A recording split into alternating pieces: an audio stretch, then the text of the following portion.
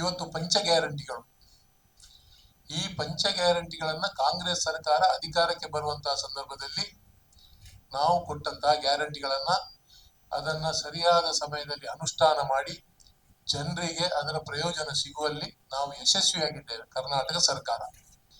ಇವತ್ತು ಭಾರತೀಯ ಜನತಾ ಪಕ್ಷದವರು ಬಹಳಷ್ಟು ಇವತ್ತು ಚರ್ಚೆಯನ್ನ ಏನು ಸೋಷಿಯಲ್ ಮೀಡಿಯಾದಲ್ಲಿ ಬೇರೆ ಬೇರೆ ಕಡೆ ಪತ್ರಿಕಾ ಮಾಧ್ಯಮಗಳಲ್ಲಿ ಪ್ರೆಸ್ ಮಾಡುವ ಸಂದರ್ಭ ಗ್ಯಾರಂಟಿಗಳು ನಿಂತು ಹೋಗ್ಲಿಕ್ಕಿದ್ದಾವೆ, ಇದನ್ನ ಪರಿಷ್ಕರಣೆ ಮಾಡ್ತಾ ಇದ್ದಾರೆ, ಈ ಗ್ಯಾರಂಟಿಗಳು ಇನ್ನು ಮುಂದೆ ಇರುವುದಿಲ್ಲ ಅನ್ನುವಂತ ಮಾತನ್ನ ಹೇಳ್ತಾ ಇದ್ದಾರೆ.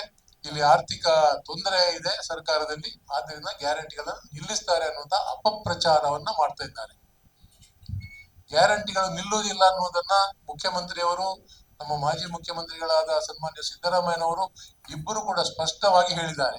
ಹಾಗಾದ್ರೆ ಇಲ್ಲಿ ಆಗ್ತಾ ಇರುವುದೇನೆಂದ್ರೆ ಪರಿಷ್ಕರಣೆ. ಪರಿಷ್ಕರಣೆ ಏನು ಅಂತ ಹೇಳಿದ್ರೆ ಇದರಲ್ಲಿ ಯಾವುದೇ ವ್ಯತ್ಯಾಸ ಆಗುವಂತದ್ದಲ್ಲ. ಏನು ಇವತ್ತು ಮರಣ ಹೊಂದಿದ್ದಾರೆ ಅವರಿಗೆ 1 ವರ್ಷದಿಂದ ಕೆಲವು ಕಡೆ ಗೃಹಲಕ್ಷ್ಮಿ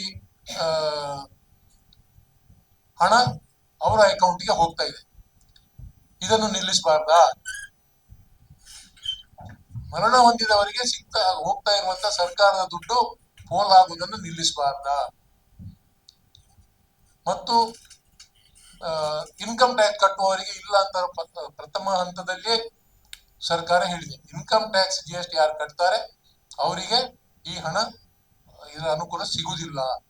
ಅನೇಕ ಜನ ಸುಮಾರು 35 ಕೋಟಿ ರೂಪಾಯಿಯಷ್ಟು ಪ್ರತಿ ತಿಂಗಳು ಇನ್ಕಮ್ ಟ್ಯಾಕ್ಸ್ ಕಟ್ಟುವವರಿಗೆ ಅವರ ಅಕೌಂಟ್ಗೆ ಹಣ ಹೋಗ್ತಾ ಇದೆ.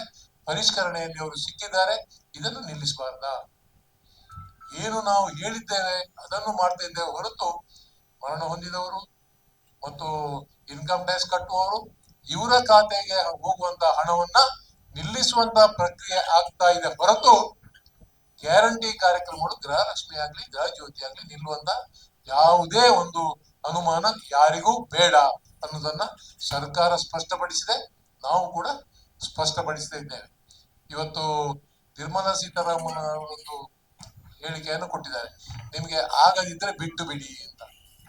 ಯಾವತ್ತೂ ಸರ್ಕಾರ ನಮ್ಮ ಗ್ಯಾರಂಟಿಗಳಿಗೆ ದುಡ್ಡು ಕೊಡಿ ಅಂತ ಕೇಂದ್ರ ಸರ್ಕಾರದ ಎದುರು ಹೋಗಿ ನಾವು ಕೈ ಚಾಚಲಿಲ್ಲ.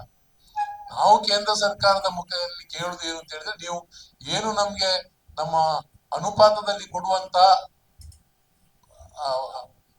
ಹಣ ಇದೆ ಅದನ್ನು ಕೊಡಿ, GSTಯ ಬಾಕಿ ಏನಿದೆ ಅದನ್ನು ಕೊಡಿ, ನೀವು ಭದ್ರಾ ಮೇಲ್ದಂಡೆಗೆ ಘೋಷಣೆ ಮಾಡಿದಂತ ಹಣ ಅದನ್ನು ಕೊಡಿ, ನಿಮ್ಮ ಮ್ಯಾಚಿಂಗ್ ಗ್ರಾಂಟ್ ಇದೆ ಅದನ್ನೆಲ್ಲ ನೀವು ಕೊಡ್ತಾ ಇಲ್ಲ ಸರಿಯಾದ ಸಮಯದಲ್ಲಿ, ಅದನ್ನು ಕೊಡಿ ಅಂತ ಹೇಳ್ತಾ ಇದ್ದೇವೆ. ಬಿಟ್ರೆ ಗ್ಯಾರಂಟಿಗಳಿಗೆ ಹಣ ಇಲ್ಲ, ಗ್ಯಾರಂಟಿಗಳಿಗೆ ಹಣ ಕೊಡಿ ಅಂತ ಯಾವತ್ತೂ ಕೂಡ ಕೇಂದ್ರ ಸರ್ಕಾರದ ಬಳಿ ಕೇಳಲಿಲ್ಲ.